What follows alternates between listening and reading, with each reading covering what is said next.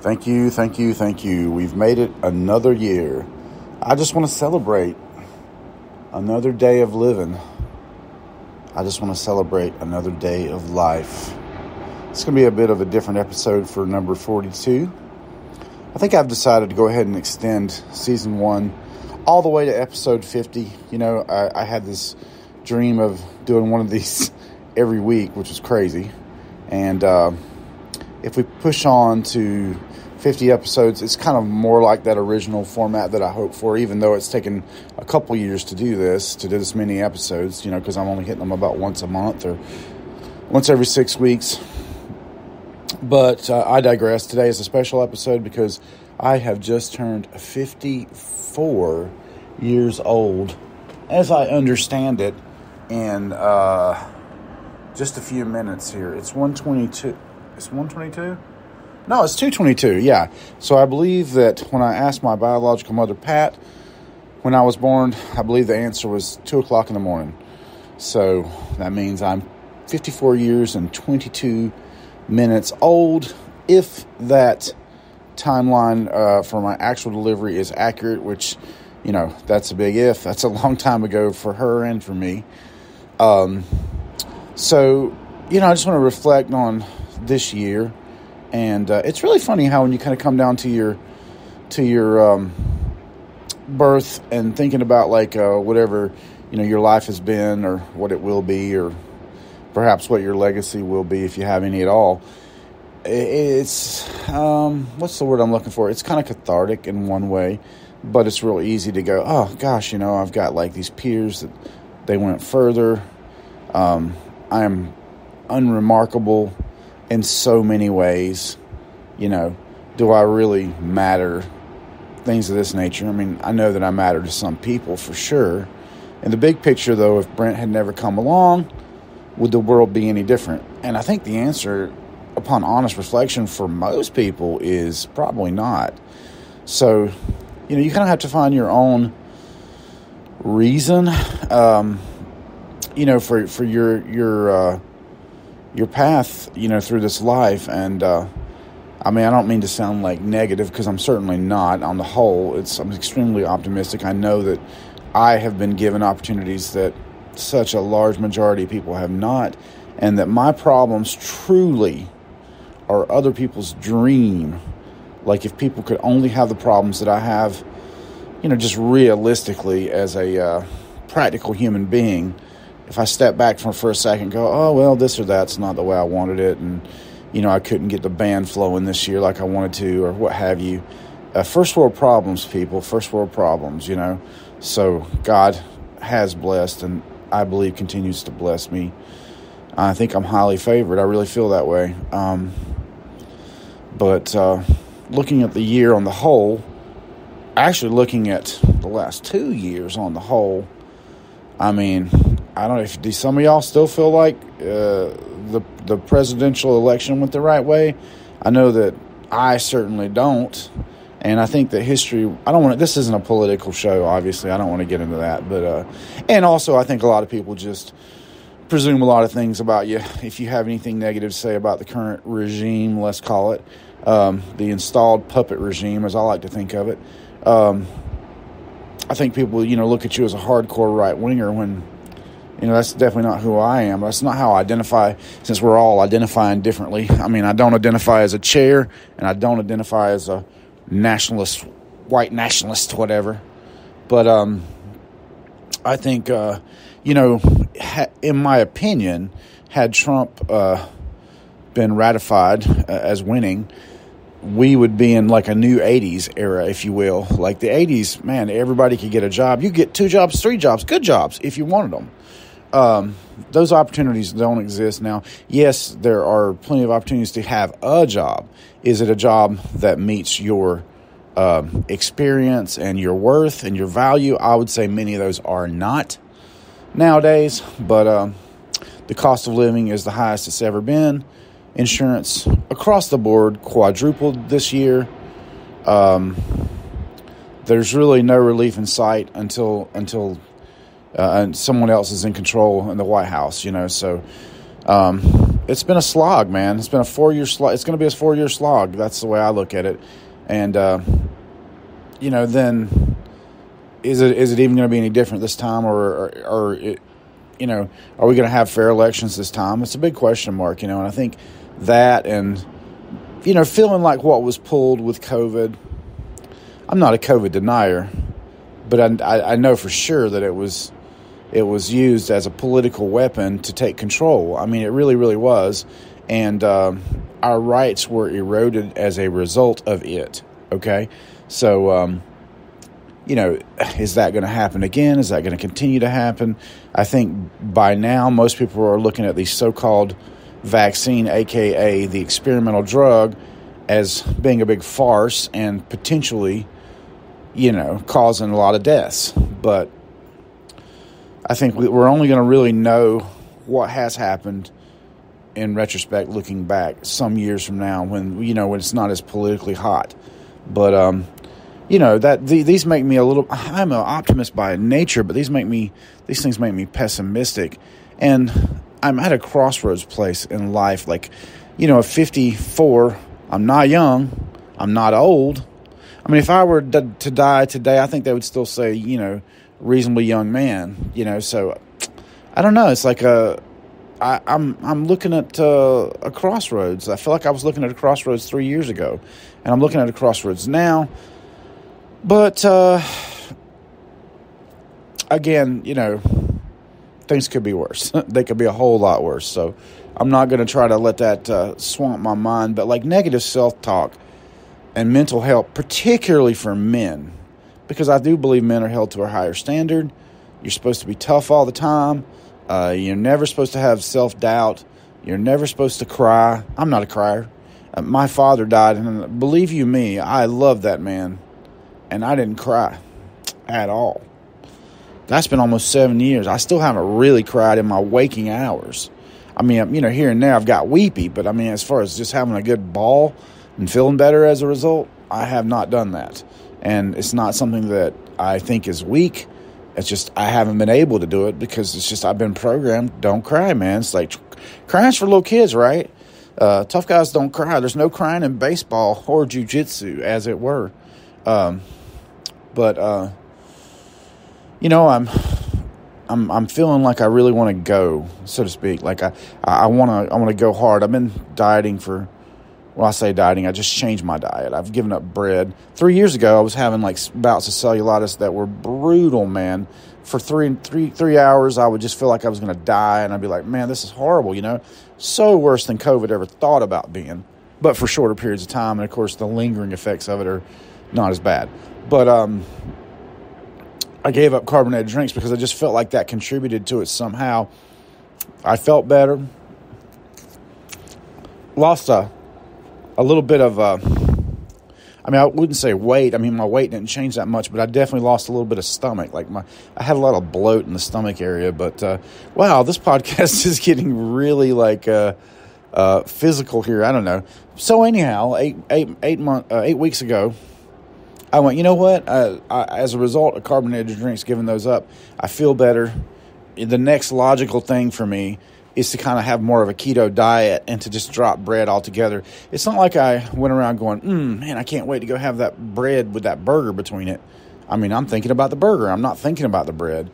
And what I found was if you drop bread, rice, French fries, these are like kind of precursors to the main course anyway.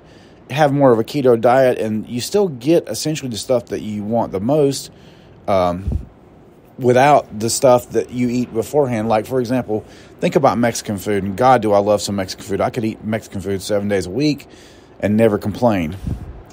But the chips, man, the chips are great. You dip them in some sugary salsa, hot sugary salsa, and you're like, wow, delicious. And by the time your meal gets there, you're half full. And you eat like half of your meal and take the rest home, or just end up giving it to your pets. That's not the way, man. It's not the way. So giving up chips. I want that first chip. I don't take it, but I want it. So I'm still not completely over the urge to eat carbs, but I do allow myself these keto bread. If I really, really want to put something between pieces of bread, I'll do that.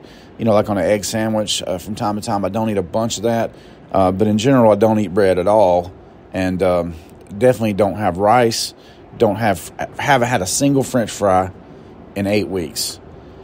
Try to avoid anything with sugar in it. When I have a treat drink, that's like a Gatorade Zero with zero sugar. I've had a few of those here on the vacation, but it's just like a natural fit for me. So I've lost some weight, but I don't know how much, and this time I just don't feel like messing with the scale. I know that it's really, I walk around, when I started this, I walk around about 336, okay? That 36 pounds is way too much. Like, I should never be a pound over 300.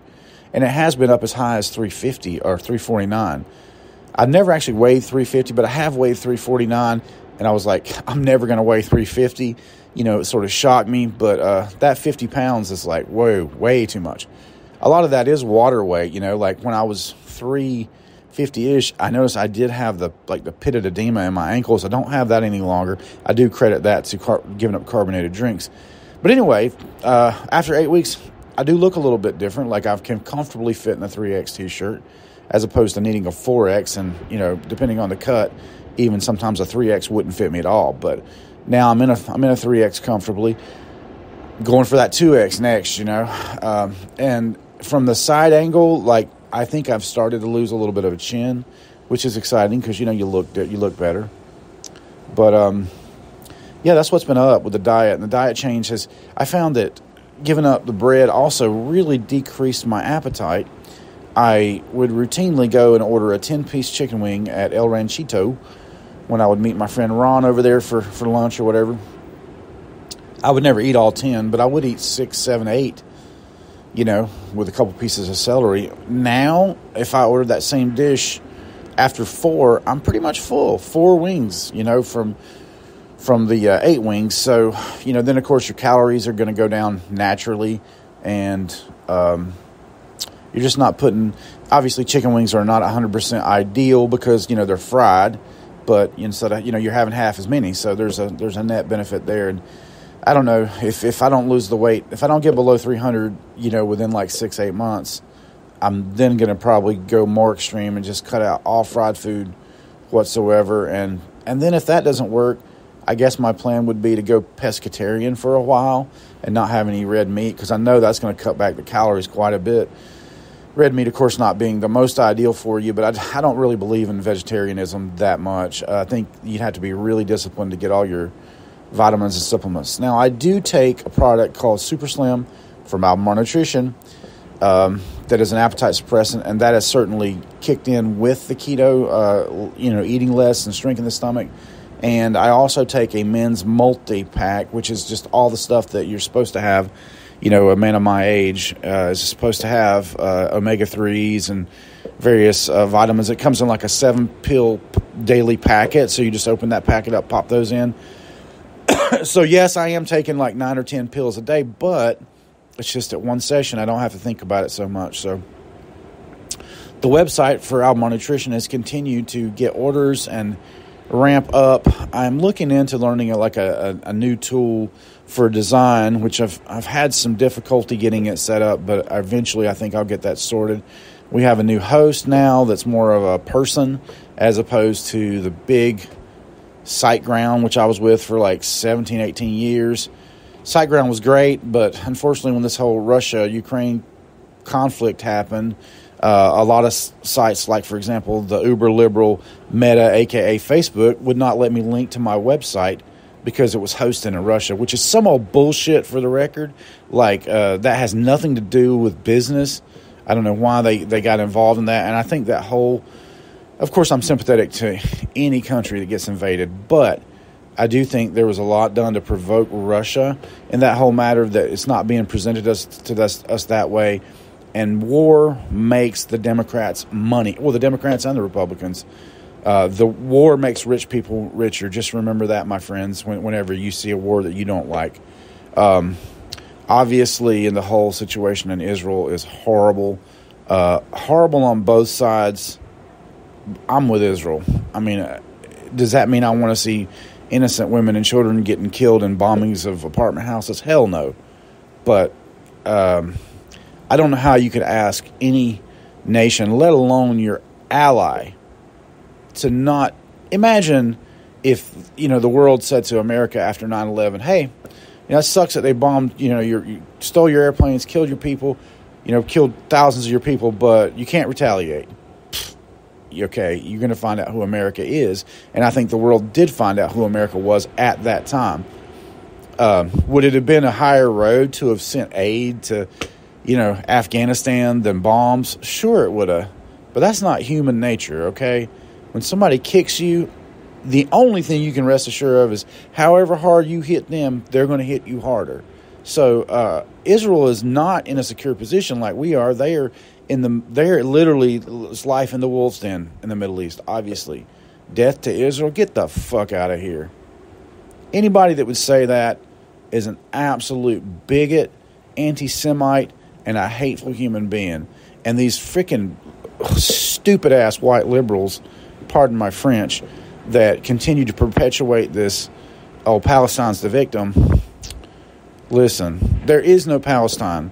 Look back through history and show me when a country was stolen from Palestine. Palestine was declared by the British people. There was no Palestine. There is no Palestine. Essentially, it is a reservation set up by the British, really. And of course, the ideology is insalubrious to them living with neighbors all around that they absolutely want to wipe off the face of the earth. So how could a person be against Israel defending themselves? This is my position. I realize many of you won't agree with that. That's fine, because you know what? This ain't your show, and it's America. So I say what I want. But I digress. I don't want to see any Palestinian that is a non-combatant harmed in any way. I particularly don't want to see women and children suffer. But that's the plan of Hamas, people. That is how Hamas does it. They are the absolute perpetrators of the human shield. And this is what happens, But it's horrible. It's really horrible. This is a cheery episode. Man, oh man, oh man.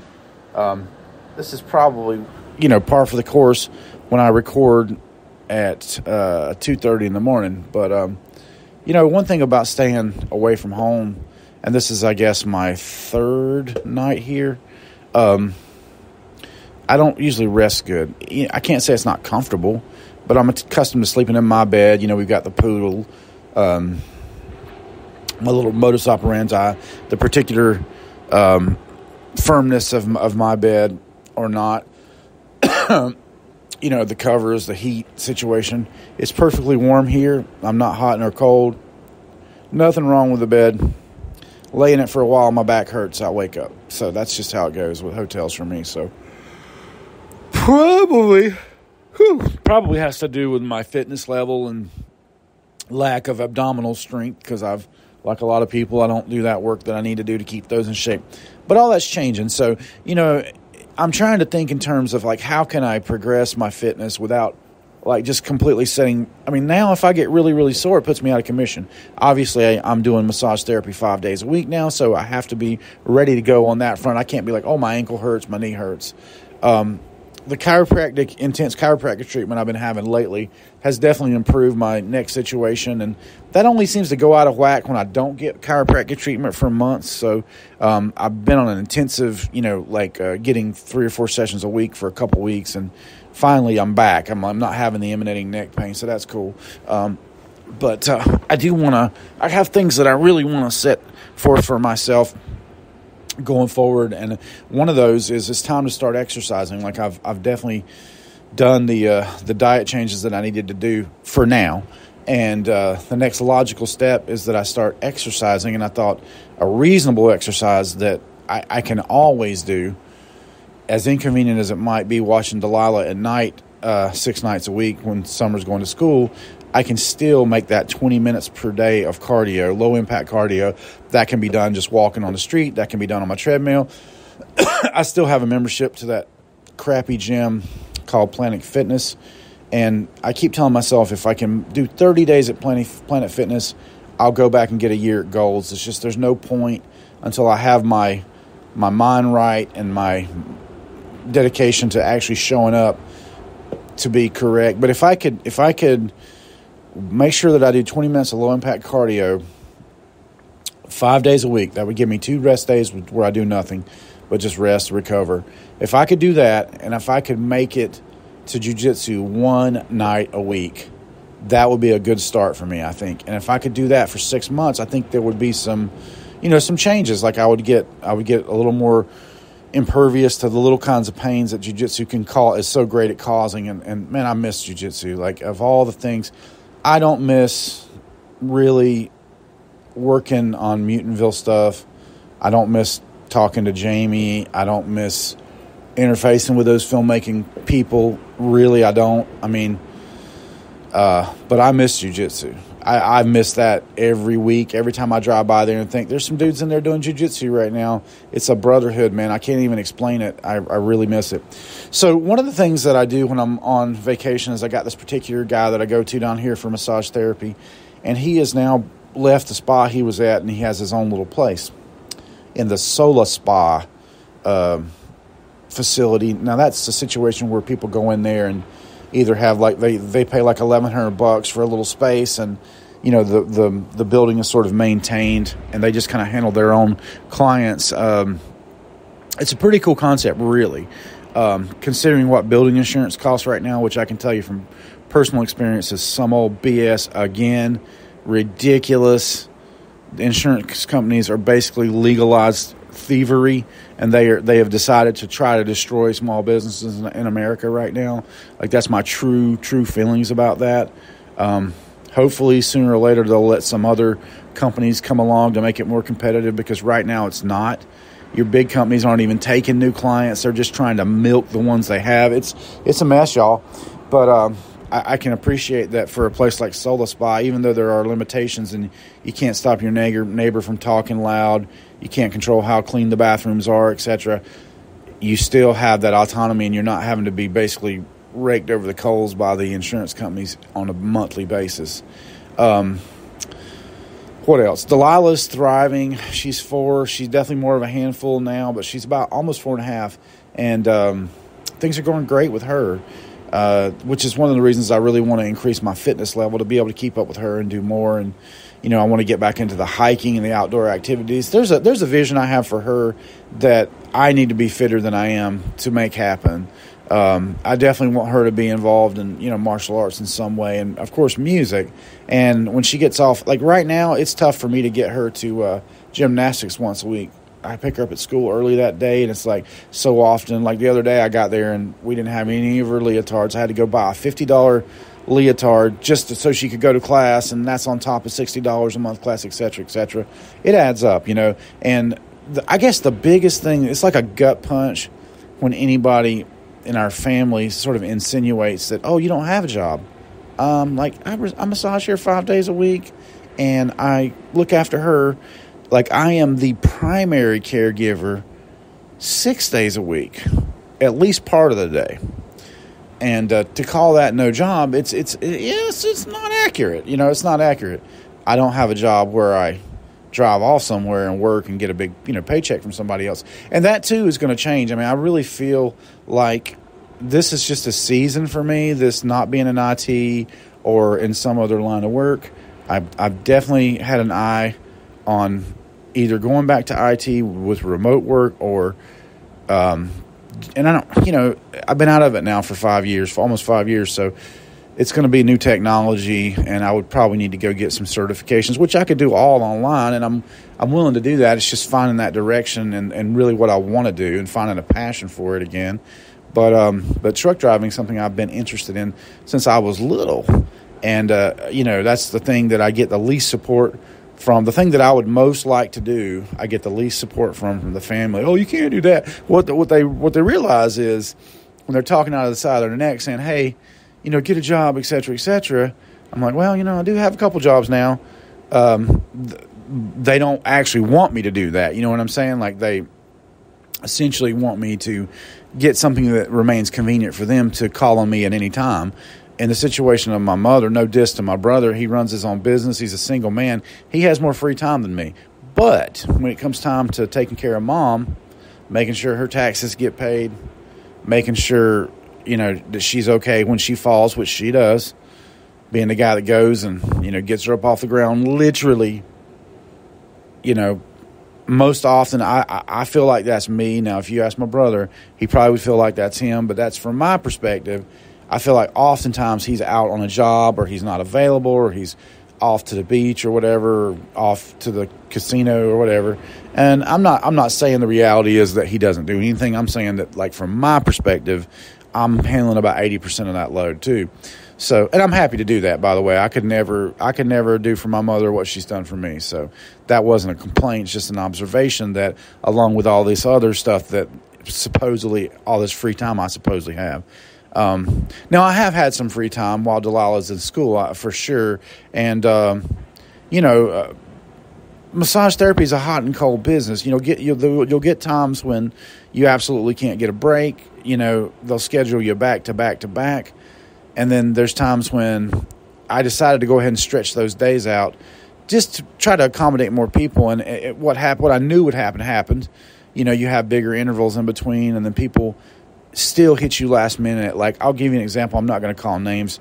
One of my clients from school, not a good client, if I'm being honest, not a particularly easy client to please. And I know my value. I'm good at this. But a client that's very picky, and a client that never wants to book in advance, and a client that always expects to be accommodated. I expanded myself from Mondays and Tuesdays to Monday through Friday. And you know what she asked? Is there any way you could work on me Saturday morning? Hell no. That's my answer to that. You teach clients how to treat you. And as a result, if you don't do that, bad habits are formed. This is a service business. I understand that. I charge more than more people because I know my worth. I understand that. I don't have to be booked all the time because, obviously this is an add-on. This is not my mainstay. But I wouldn't mind it being more of a mainstay kind of thing. I just really have to get my life in a place where I can give that more time and be prepared to sit there and not make anything, waiting on somebody to show up. And that's the part I've always had trouble with massage therapy. Speaking of which, so I go to my guy down here. I'm looking forward to this one really deep tissue massage. He's good. He's got skills. But since he branched out on his own, I can tell, like, he's not as fresh. Get to work, and it's like 75% of the normal level. He's an hour late getting there, which was a big deal. And then he didn't answer. He had fallen asleep but he's a guy that's, trying to make it on his own, and he had waited tables to 3:00 in the morning or something of that nature. And I'm not mad at him. I'm just saying, when that's your only massage in a year, I'm going to have to start getting massage more than that, just to keep myself at optimal level for doing massage. So I'm going to try to go back up to Denver to one of my former instructors up there. It's got her own place, and she is flawless. I have had nothing but amazing massages from her, so absolutely flawless. But yeah, so I don't know what the morning holds. If I get sleepy, I may try to lay back down, or I might just go out and walk on the beach. Haven't had a nighttime walk, and I got my flashlight down there, so might try to do that. The weather is very nice. It's 51 degrees right here, which I don't find super cold with a hoodie on. That's perfect walking weather for me. We vacillate. I'll want to go home, and then Nancy won't, and then Nancy will want to go home, and I won't. And so sometimes we end up staying until like Monday morning. The one thing about staying Sunday, once you get past 12 noon, it's like everybody's gone, and there's not a lot of people here right now anyway. Oh, there goes the vehicle patrolling the beach, going up and down, making sure nobody's sleeping on the beach. Let's see if they're pulling the thing behind them to flatten out. I don't think they are pulling the sled to flatten out the beach. But happy to be here, happy to be able to take a vacation, excited to get back. I want to implement some new things. I want to continue to build up our website and push the online aspect of our business.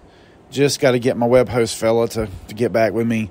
I'm going through a frustrating time right now where he's a good friend of mine too, but he's got a new job, and as a result of that, my access to him is not the same.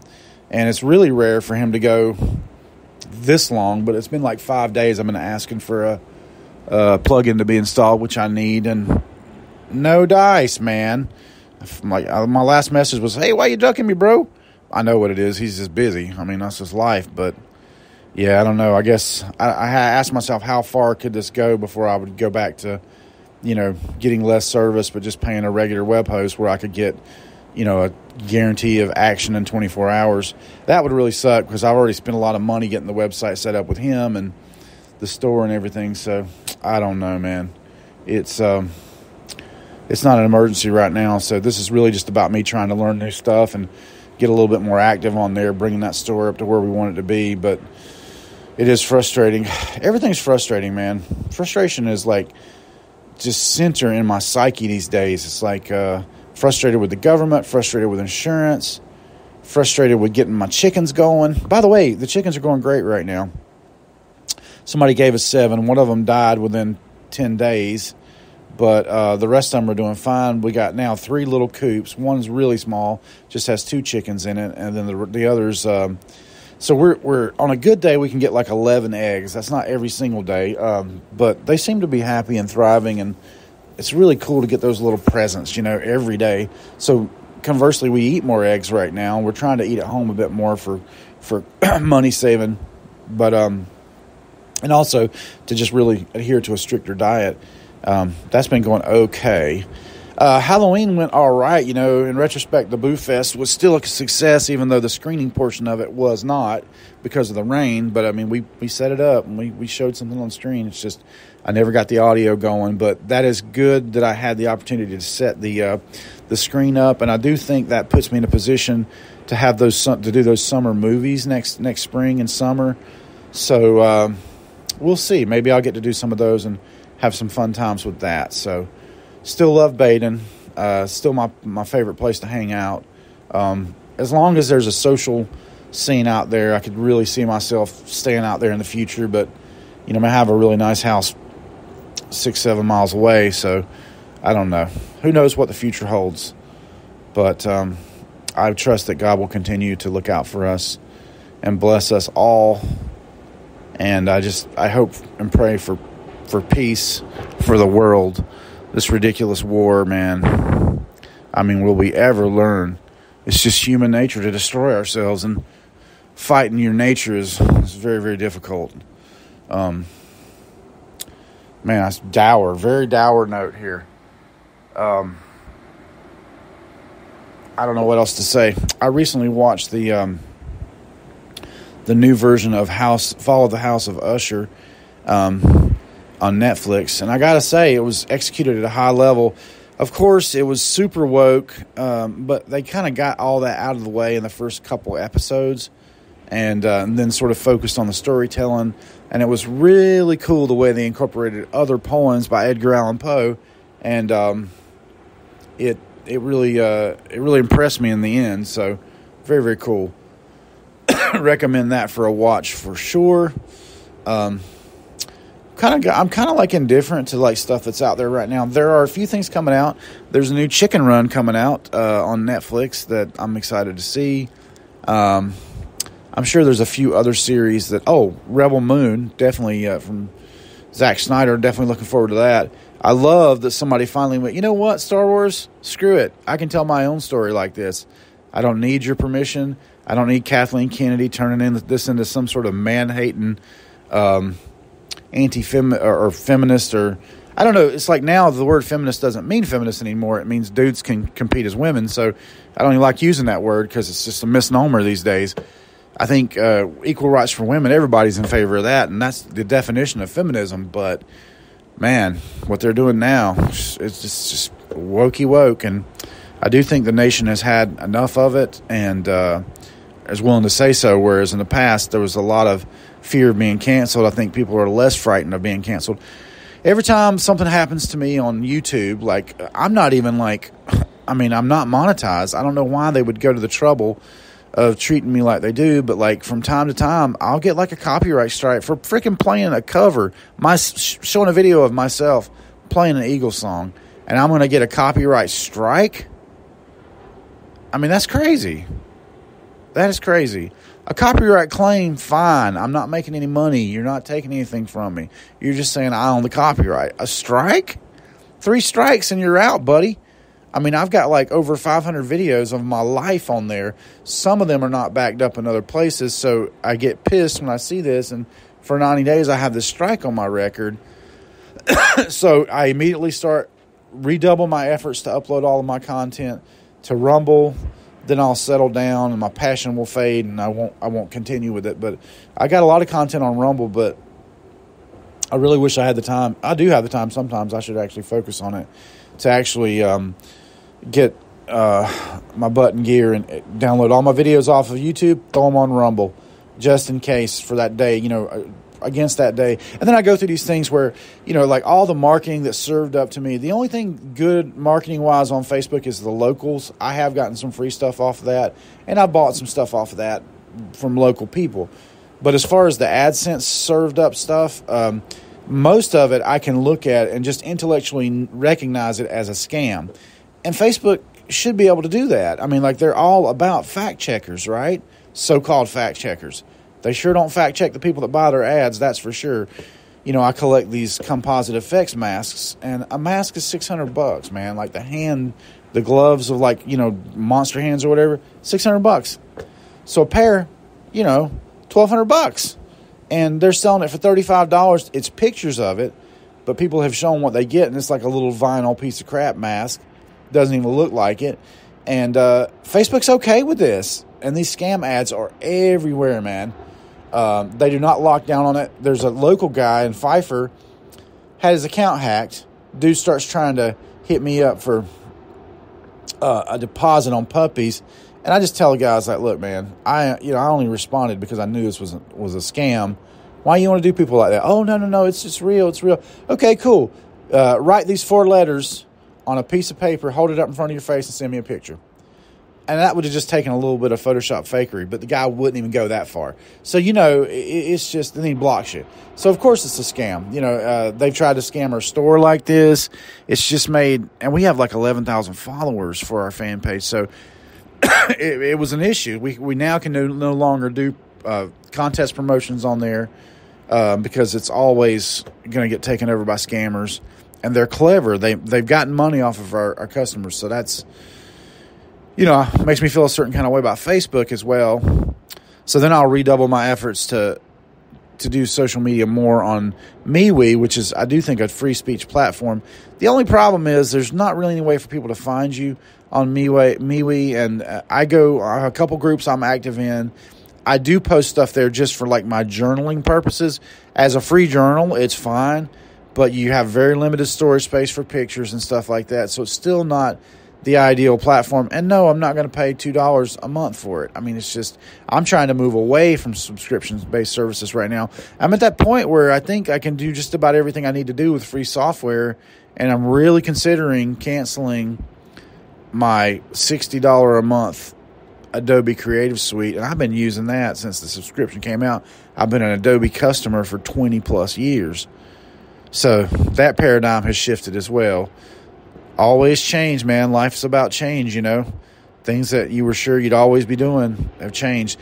I do a lot of art on my tablet right now, and I find a lot of just relaxation from that. That's my, you see me doing that at the coffee shop and slipping off and getting coffee. It's not like I'm promoting somebody else over at my place. Hey, go to Albemarle Nutrition, have a green tea. It's better for you. But when you're there all the time, that's not your place to relax when you work there, so, and I have this conversation with Nancy all the time. It's like, hey, I have few moments for myself type things I do. That is an easy and cheap one. You really ought to just not begrudge me that. But, if I could make coffee like them, I probably wouldn't go there, truth be told. But I do enjoy it. And, I'm glad to see them doing good. I think if you take away bait and coffee and you take away loafers, that's, 70-80% of my attraction to bait and that, and it just being quiet. But more and more, there's people willing to walk up and down the street out there smoking and just making it smell like an ashtray. And, then that makes me feel a certain kind of way. And I'm like, look, man, I'm not with being smoked on. Understand that. I don't walk out with my guitar amp on my back blasting you with something you haven't asked to hear. Smokers, man. Smokers are so inconsiderate, dude. I don't even like to mention it. It's such a nasty habit. I don't even like to mention it. But, yeah, man, another birthday rant fest. Jeez, I can't be doing these in the middle of the night. I'm working on a stop-motion puppet that my late friend Bill Herman actually started for me, and I sort of took it and ran with it, and actually brought it with me, and the plan was to actually cover it with fur, crepe fur, which I recently got from Pop Shelf as their last day. So our old Dollar General next to where we used to rent a space for 14 years over in Sun Plaza, they converted to a Pop Shelf. I love Pop Shelf. Pop Shelf was there maybe a year, and they decided it wasn't profitable enough. It's going to go back to a Dollar General.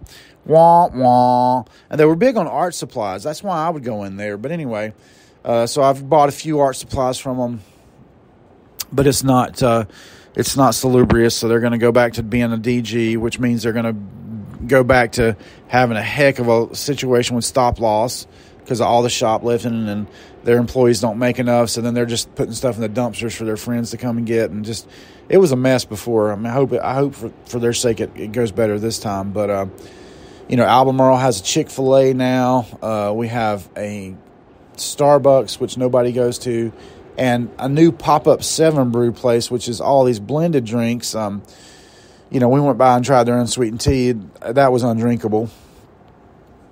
I think their mango smoothie might have been okay, but I don't drink coffee anywhere but Baden Coffee if I'm in that area, so, I don't get that from them. But it seems to be doing well, which is ironic, that Starbucks right beside of it would not be trafficked like you would think. You just never can tell. Albemarle's a strange marketplace, I guess. Alrighty, well, I guess I have carried on for long enough. I'm going to close this out. This is a long episode to make up for all the short episodes I've been having lately, but I'm still trying to wrap up the Ansel Brown project after 3+ years. I have got the V Hill project part 2, basically 1 album's worth of material.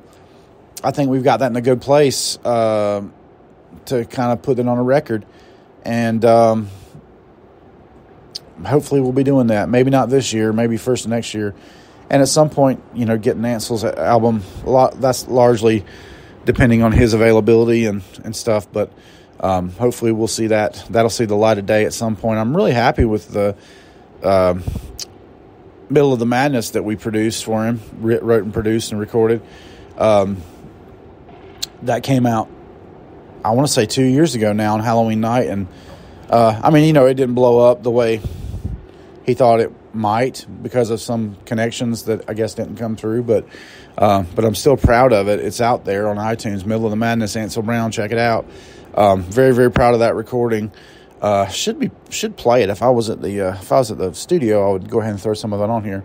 I've been sharing my new songs at the ends of these episodes. I won't do that today because it's been a long episode. But it's still very active with the music. Still playing every month at Loafers and Legends. Played more than ever this year because of our friends over at Luna's Pizza Restaurant in Mount Gilead having us out for most of the classic car days. Those were some fun shows. I never really we did play electric. Harrison wasn't with us the one time we played fully electric.